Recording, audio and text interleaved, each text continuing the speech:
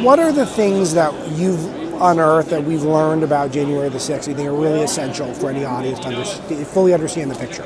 Well, there's so much more that we can cover in the scope of this conversation, so I'd love to maybe come back and have this be an ongoing thing. But the short version, you can go to revolver.news, read our series of pieces. I think in a nutshell, there are two smoking guns at this point. One is the Ray Epps issue, and people can go and watch all the video and decide for yourselves what you think. And the other issue is the pipe bomb issue. And the pipe bomb, again, it's a big story. It's very suspicious how it was found and when it was found in the RNC side. Very suspicious how it wasn't found at the DNC side, given that, like, literally the Secret Service was there, did a sweep, and they didn't find it, even though the pipe bomb was allegedly at this park bench right outside of the DNC. So it's very weird. And then on top of that, we've discovered and proven conclusively that in the surveillance footage released by the FBI, they have censored or withheld, whatever word you want to use, footage that we know that they have that would depict the pipe bomber actually planting the bomb.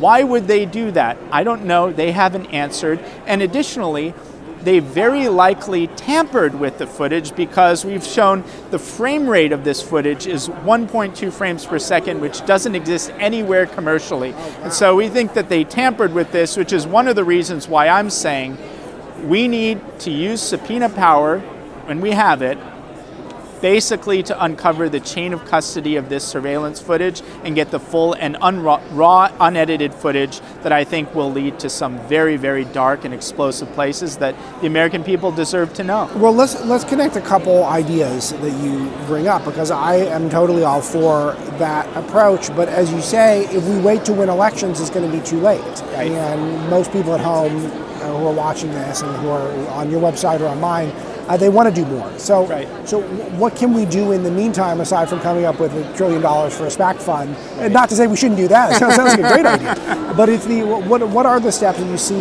people can take right now? Well, one thing that people should be aware of is that politicians, for the most part, outside of a certain group of core fighters on the J6 issue, like Marjorie Taylor Greene's been great, Matt Gaetz, Biggs, Thomas Massey. There have been a handful of real warriors on this, but outside of that, most elected Republican officials don't want to touch this.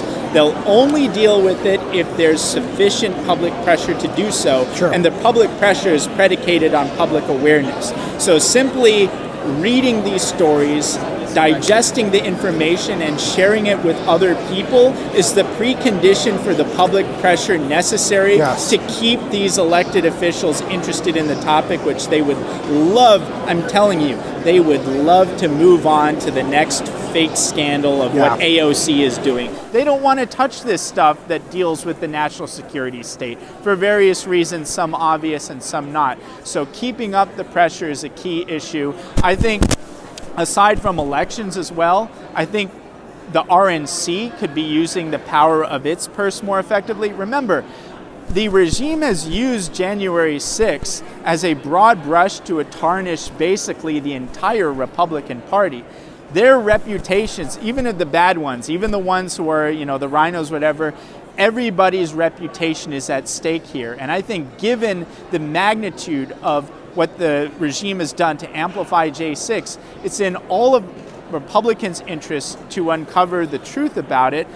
The RNC, we just learned, has spent a ton of money on all kinds of arguably frivolous stuff. You would think that the RNC could set aside some money to support and encourage whistleblowers within the national security establishment who would come forward and tell us more about this, give us more receipts.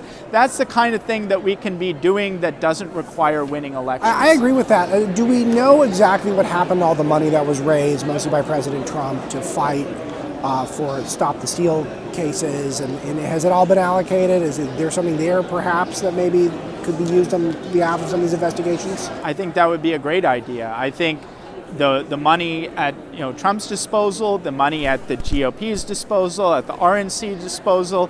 There's so much at stake here. Look, the regime is using January 6th in order to go after Trump and his supporters, to go after Republicans generally. There's no better bang for your buck than spending the minimal amount of money required to completely destroy the narrative. Revolver News, we're an upstart organization, we're in a shoestring budget, and we've done more to damage the official narrative than any of these GOP affiliated institutions with millions and millions of dollars.